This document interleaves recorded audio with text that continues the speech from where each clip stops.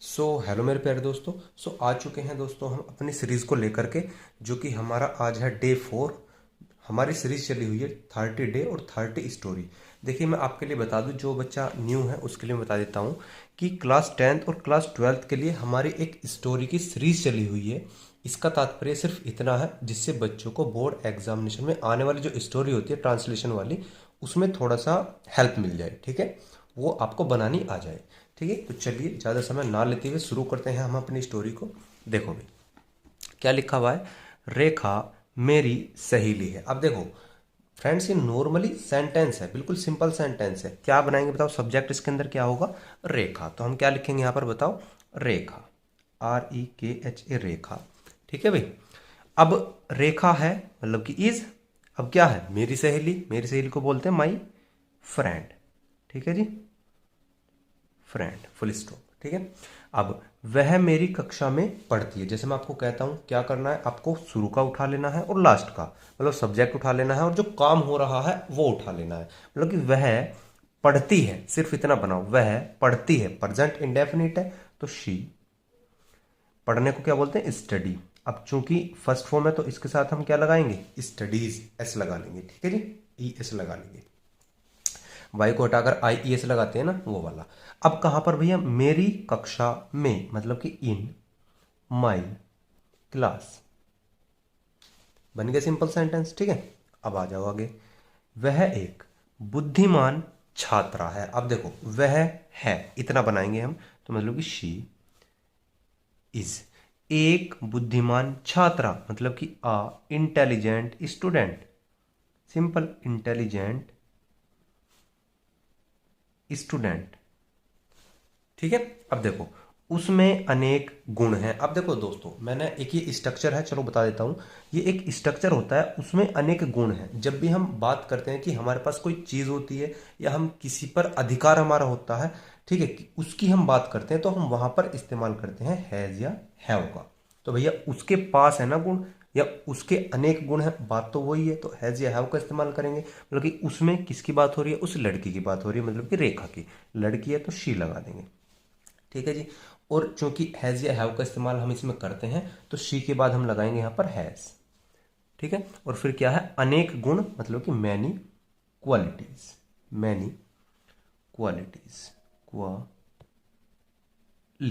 ठीक है भाई। वह सदा कक्षा में प्रथम आती है। ठीक है, आपने सेंटेंस पढ़ा, आप अब इतना पढ़िए।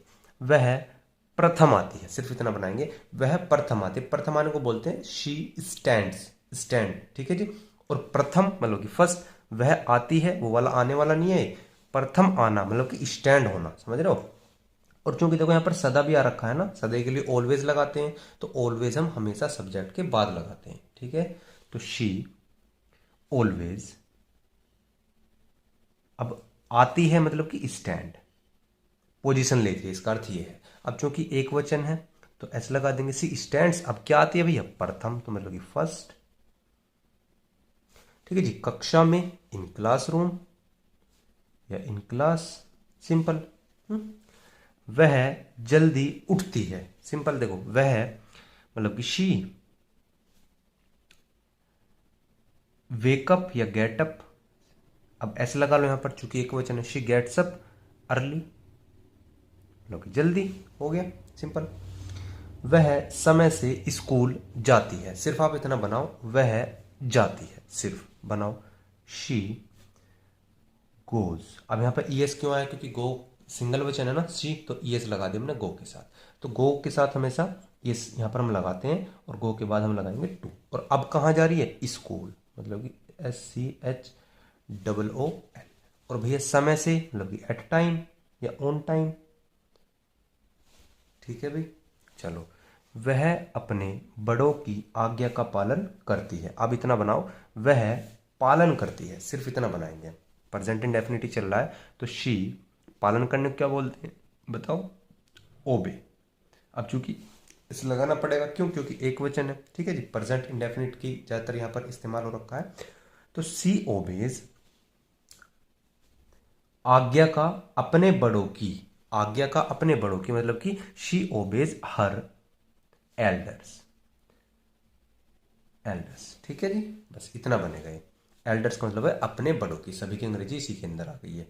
ठीक है, वह निर्धनों की सहायता करती है। आप इतना बनाइए, वह सहायता करती है, तो क्या बनाएंगे, शी हेल्प्स।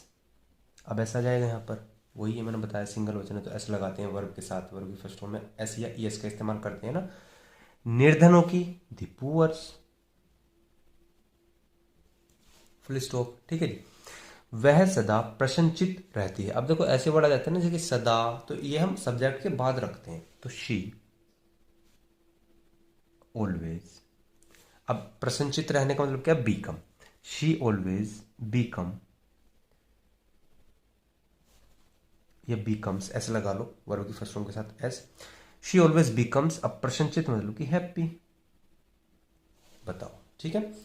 ठीक है, देखो दोस्तों, एक बार में ही आपको ये बनाना नहीं आएगा, आप हमारी सीरीज से जुड़ जाइए। अगर आप न्यू हो, आपको धीरे धीरे बनानी आ जाएगी। हमारी सीरीज चली हुई है 30 डेज और 30 स्टोरी। ठीक है जी, आप 101% पक्के हो जाओगे अगर आप हमारी सीरीज को फॉलो करोगे। तो मिलते हैं अगली स्टोरी के साथ।